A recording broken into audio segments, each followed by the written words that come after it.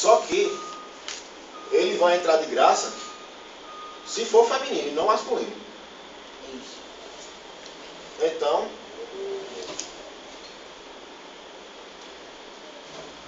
Se não masculino, ele já entra de graça. é. Para não botar agora se, não, Agora entendeu? eu entendi.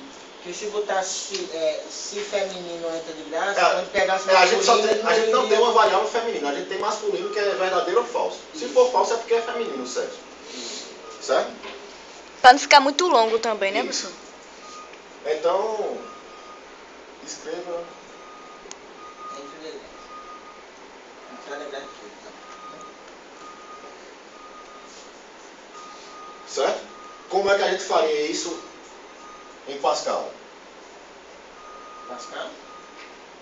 If, If, É, not, isso. Não, masculino.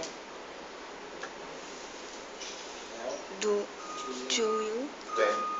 the. Aí Então, ele iria escrever alguma coisa. O pessoal do P3 e P4, como faria isso em Java?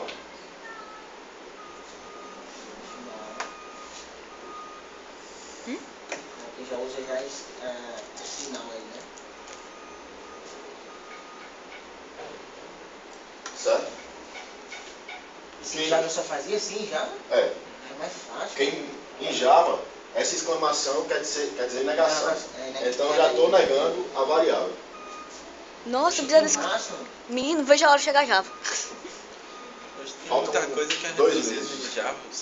Você vai comparar com o Pascal, É completamente Certo? diferente. Todo mundo é entendeu? melhor o Java, bem melhor o Java.